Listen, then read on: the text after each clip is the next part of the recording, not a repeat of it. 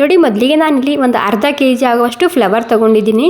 ನಾನು ಮೊದಲಿಗೆ ಬಿಸಿನೀರಲ್ಲಿ ಕ್ಲೀನಾಗಿ ತೊಳ್ಕೊಂಡು ಈ ರೀತಿ ಕಟ್ ಮಾಡಿ ಇಟ್ಕೊಂಡಿನಿ. ಇವಾಗ ಇಲ್ಲಿ ಪ್ಯಾನ್ನಲ್ಲಿ ಸ್ವಲ್ಪ ಎಣ್ಣೆ ಸೇರಿಸ್ತಿದ್ದೀನಿ.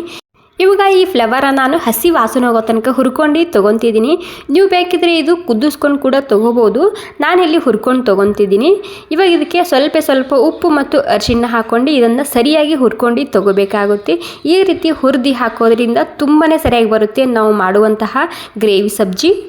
ನೋಡಿ ಇವಾಗ ಮೀಡಿಯಮ್ ಗ್ಯಾಸ್ನಲ್ಲಿ ನಾನು ಹುರ್ಕೊಂಡಿದ್ದ ಕಲರ್ ಚೇಂಜ್ ಆಗಿದೆ. ಇವಾಗ ಈ ರೀತಿ ಕಲರ್ ಚೇಂಜ್ ಆಗಬೇಕು ಒಂದು ಸ್ವಲ್ಪನೇ. ಇವಾಗ ಇದು ಕೆಳಗಡೆ ಎತ್ತಿಟ್ಕೊಂಡು ಇಲ್ಲಿ ಇನ್ನೊಂದು ಕಡಾಯಿ ಇಟ್ಕೊತಿದ್ದೀನಿ. ಇವಾಗ ಸ್ವಲ್ಪ ಮತ್ತೆ ಎಣ್ಣೆ ಸೇರಿಸ್ತಿದ್ದೀನಿ.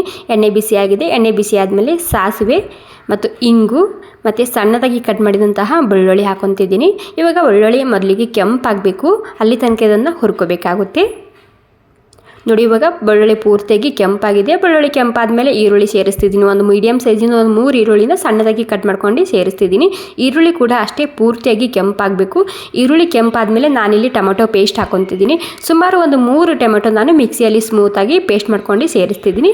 ಖಾರಕ್ಕೆ ಎಷ್ಟು ಬೇಕಷ್ಟು ರೆಡ್ ಖಾರದ ಪುಡಿ ಮತ್ತು ಅರಿಶಿಣ ಸ್ವಲ್ಪನೇ ಮತ್ತು ಧನಿಯಾ ಪೌಡರ್ ಅದ ಇದು ಮತ್ತು ಗರಂ ಮಸಾಲ ಹಾಕೊತಿದ್ದೀನಿ ಸ್ವಲ್ಪನೇ ಮತ್ತು ಒಂದು ಚಮಚ ಕಸೂರಿ ಮೇಥಿ ಹಾಕೊತಿದ್ದೀನಿ. ಕಸೂರಿ ಮೇಥಿ ಇಲ್ಲ ಅಂದರೆ ನೀವು ಇಲ್ಲಿ ಸ್ಕಿಪ್ ಕೂಡ ಮಾಡ್ಕೋಬೋದು. ಓಕೆ, ಇವಾಗ ಎಲ್ಲ ಮಸಾಲ ಹಾಕಿದ ಮೇಲೆ ರುಚಿಗೆ ತಕ್ಕಷ್ಟು ಉಪ್ಪು ಹಾಕ್ಕೊತಿದ್ದೀನಿ.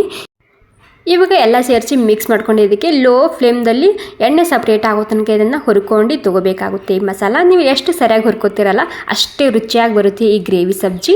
ಇವಾಗ ಒಂದು 2 ನಿಮಿಷ ಇದನ್ನು ಮಿಕ್ಸ್ ಮಾಡ್ಕೊಂಡಿದ್ದೀನಿ. ಇವಾಗ ಲೋ ಫ್ಲೇಮ್ದಲ್ಲಿ ಒಂದು 3 ನಿಮಿಷ ಆಗೋ ತನಕ ಮುಚ್ಚಿಟ್ಟಿದ್ದ. ನೋಡಿ ಇವಾಗ ನೋಡಿ ಪೂರ್ತಿಯಾಗಿ ಎಣ್ಣೆ ಸಪ್ರೇಟ್ ಆಗಿದೆ. ಇವಾಗ ಎಣ್ಣೆ ಸಪ್ರೇಟ್ ಆದಮೇಲೆ ಮತ್ತೆ ಒಂದು ಸ್ವಲ್ಪ ಮಿಕ್ಸ್ ಮಾಡ್ಕೊತಿದ್ದೀನಿ. ಇಲ್ಲಿ ನೀವು ಮಸಾಲ ಎಷ್ಟು ಸರಿಯಾಗಿ ಹುರ್ಕೋತಿರಲ್ಲ ಅಷ್ಟೇ ರುಚಿಯಾಗಿ ಬರುತ್ತೆ ಈ ರೆಸಿಪಿ. ಇವಾಗ ಹುರಿದಂತಹ ಈ ಫ್ಲವರ್ನ ಸೇರಿಸ್ತಿದ್ದೀನಿ. ನೀವು ಇಲ್ಲಿ ಬೇಯಿಸ್ಕೊಂಡು ಕೂಡ ಹಾಕೋಬೋದು, ಬಟ್ ಈ ರೀತಿ ಹುರ್ಕೊಂಡೇ ಹಾಕೊಳ್ಳಿ, ರುಚಿ ಜಾಸ್ತಿ ಇರುತ್ತೆ. ಇವಾಗ ಒಂದು ಸ್ವಲ್ಪ ಸರಿಯಾಗಿ ಮಿಕ್ಸ್ ಮಾಡ್ಕೋಬೇಕಾಗುತ್ತೆ. ಮಿಕ್ಸ್ ಮಾಡ್ಕೊಂಡಿದ್ದಕ್ಕೆ ಗ್ರೇವಿಗೆ ಎಷ್ಟು ಬೇಕೋ ಅಷ್ಟು ನೀರನ್ನ ಸೇರಿಸ್ತಿದ್ದೀನಿ. ಇಲ್ಲಿ ತುಂಬಾ ರುಚಿಯಾಗಿ ಬರುತ್ತೆ ಮತ್ತು ತುಂಬಾ ಸುಲಭವಾಗಿ ಮಾಡುವಂತಹ ರೆಸಿಪಿ ಇದು. ಸೊ ಒಂದು ಸ್ವಲ್ಪ ಖಂಡಿತ ಟ್ರೈ ಮಾಡಿ ನೋಡಿ. ಇವಾಗ ಗ್ರೇವಿಗೆ ನೋಡ್ಕೊಂಡು ನೀರನ್ನ ಸೇರಿಸ್ತಿದ್ದೀನಿ. ನೀರು ಸೇರಿಸಿದ ಮೇಲೆ ಮತ್ತೆ ಇದಕ್ಕೆ ಒಂದು 5 ನಿಮಿಷ ಸ್ಲೋ ಗ್ಯಾಸ್ನಲ್ಲಿ ಕುದಿಸ್ಕೊಂಡು ತೊಗೊಂಡ್ರೆ ನಮ್ಮ ರುಚಿಯಾಗಿರುವಂತಹ ಫ್ಲವರ್ ಸಬ್ಜಿ ತಯಾರಾಗುತ್ತೆ.